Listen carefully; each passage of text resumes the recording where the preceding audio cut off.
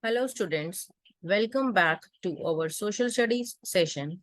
Students, in today's session, we will be studying about civics, chapter number 8, urban livelihoods.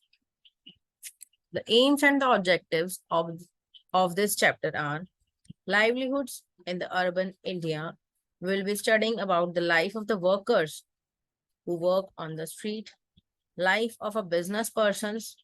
We'll be studying about the people who do jobs in the factory and the call centers. So let's start with this chapter, the livelihoods in the urban India.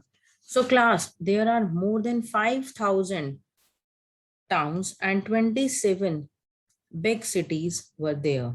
Big cities like Chennai, Mumbai, Delhi, Kolkata, etc. And there are more than 1 million people who were living and working here.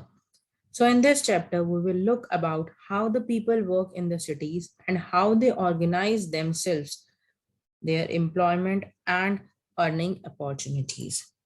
So there is a short story in this chapter. Let's start from the story.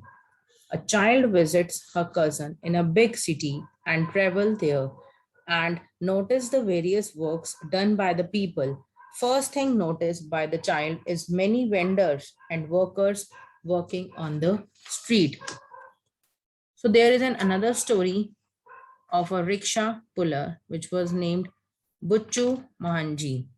He lived in the village of Bihar and worked as a mason. His wife and three children lived in the village and they don't have their own land.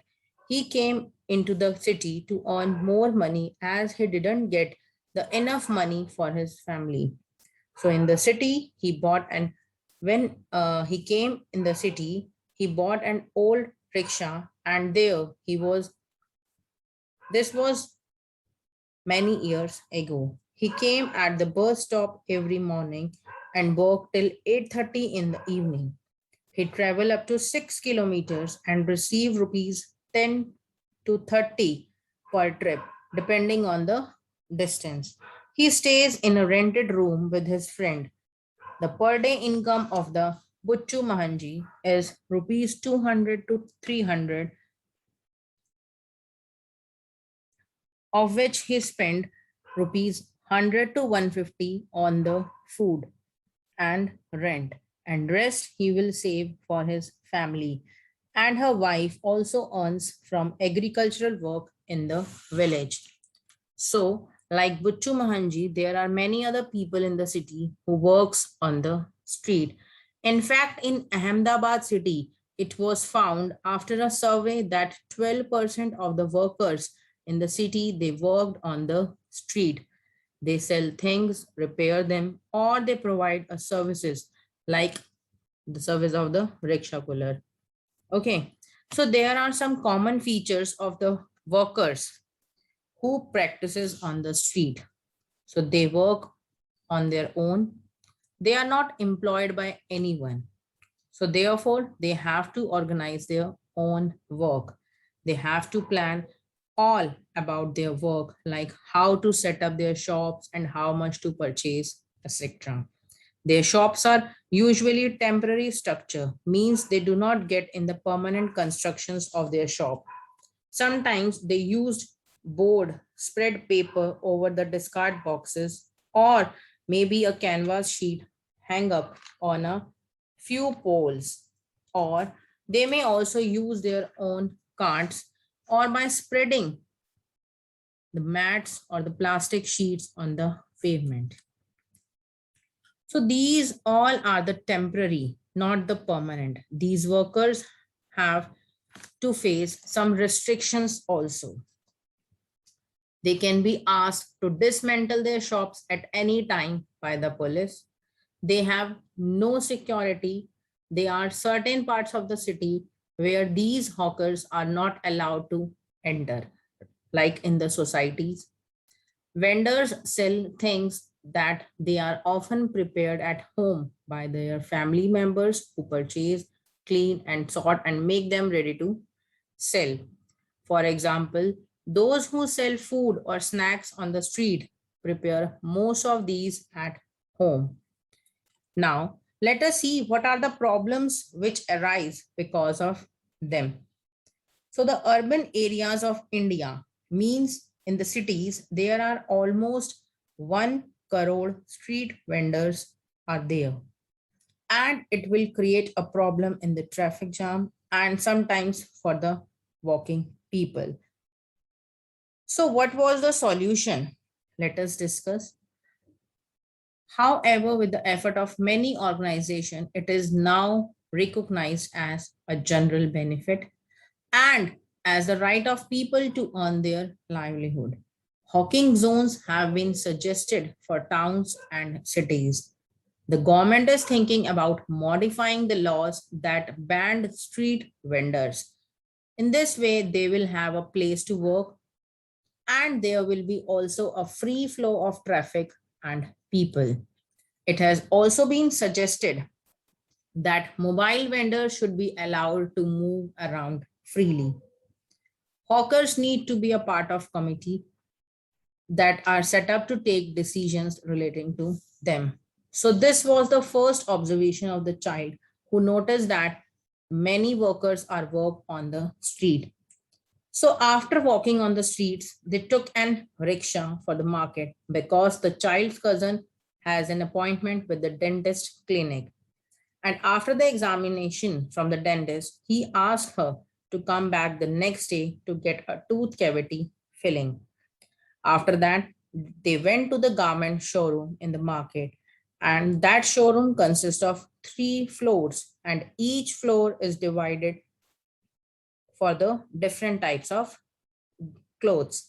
So on each floor, there are different types of clothes. Now let us understand the story from the owner's point of view. The owner of the showroom named Harpreet and Vandana. Vandana and Harpreet's father and uncle, they worked in a small shop, and at the time of festival, their family's member came to help them in the shops. After completing the college, Harpreet started working there, and after some years, they opened up the showroom. The profession of the Vandana is a dress designer. As people now prefer to buy ready-made clothes, so they opened the ready-made showroom. So class, the shop of this market remained closed on Wednesday. So with this, we can know that in other professions, the days on which they get the off is different. So what they need to be done as a business persons. So for their showroom, they need to bought things from the different places. They bought most of the materials from Mumbai, Ahmedabad, Ludhiana, and Tirupur. Some materials are also came from the Noida and the Gurgaon. They also get some dresses items for the foreign countries. There are several things. They did not run their showroom properly. They advertised in various newspapers, cinemas, theaters, television, and radio channels. They are also used an attractive displays for the clothes. Let us discuss their progress and their future plans. Right now, this showroom was on rent, but they are going to plan to buy this very soon. Over time, this market has been the main market for the people of the surrounding apartments. And because of their business, they had grown up and they have their own car now. They have booked a flat in the apartment and now they are going to buy the showroom. So they get progress because this market has become the main market. So like Harpreet and Vandana, there are many other people who came there in their shops in the different markets. So let us understand what they did to run their business. These shops may be small or big, or they sell different types of things. Maximum business persons manage their shops at their own, but the owner of the business can give employment to the other person. They have their permanent shops and received a license by the municipal corporation. Even the municipal corporation, they decided the day for the week when the market is being closed. All the markets provide different services like bank services, ATM services, courier services, etc., which we require. After the garment shop, the children wanted to have embroidery work to be done on his dress. Her cousin know a woman named Nirmala who works in a garment factory, and Nirmala's neighbor did zari work and embroidery. So they went to the factory area by buses. Now, in the factory area, the concept of labor chalk was there. There was a large number of people. They were mostly sitting idle on railing or in the groups at the crossing talking. They seemed to be waiting for someone. The child's cousin explained that such a place was called labor chalk. Those people were daily wages laborers who worked as helpers to masons. Their usual work includes manual work like digging at construction sites, lifting loads, or unloading heavy materials from trucks in the market, dig pipelines and telephone cables, build roads, etc. Now, finally, they reached in the factory area. It was full of workers. There were different sections in which people work, and finally, they found Nirmala in the stitching unit. And she promised to get the zari work to be done. Nirmala worked as a trailer in the garment factory, which made summer clothes for the people living in the other countries like US, UK, Germany, and the Netherlands. Their work timings begin at 9 a.m. and finishes at 10 p.m. And they work 6 days for a week, and even on the Sundays sometime they have to work in case of any emergencies. Nirmala was paid 280 rupees per day and rupees 100 extra for working late.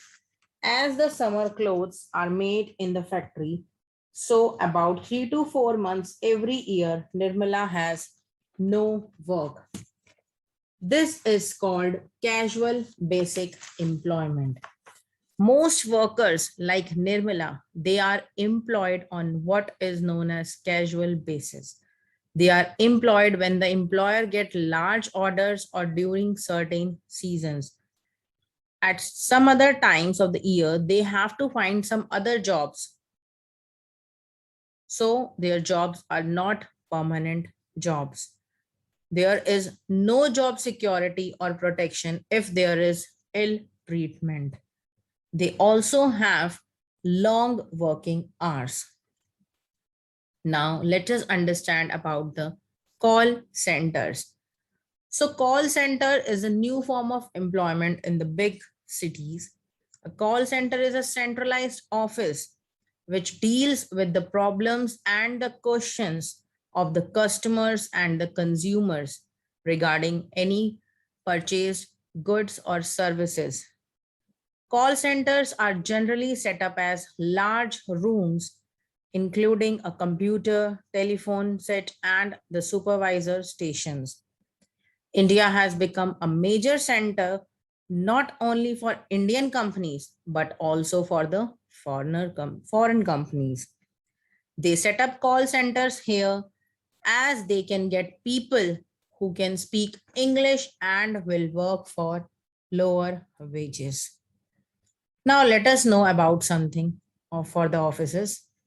So the child's aunt Sudha, she worked as a marketing manager in an office. The children took an auto rickshaw to get to their aunt's office. Her office was in an area which is surrounded by tall buildings.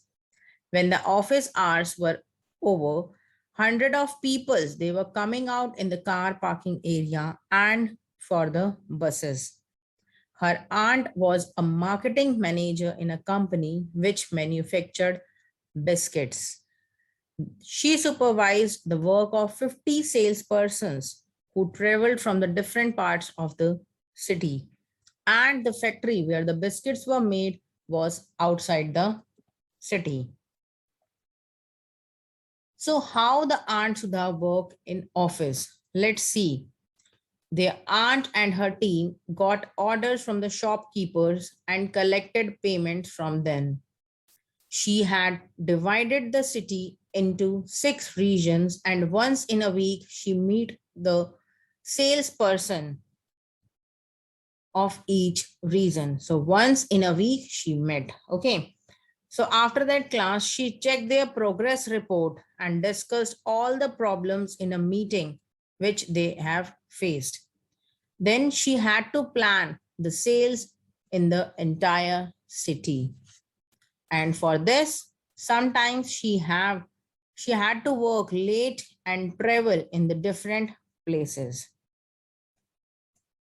She receives a regular salary every month and was a permanent worker with this company. Being a permanent worker, she also got other benefits. End of the story. So when they went home in their aunt's car, they feel very tired, but still they have a lot of fun.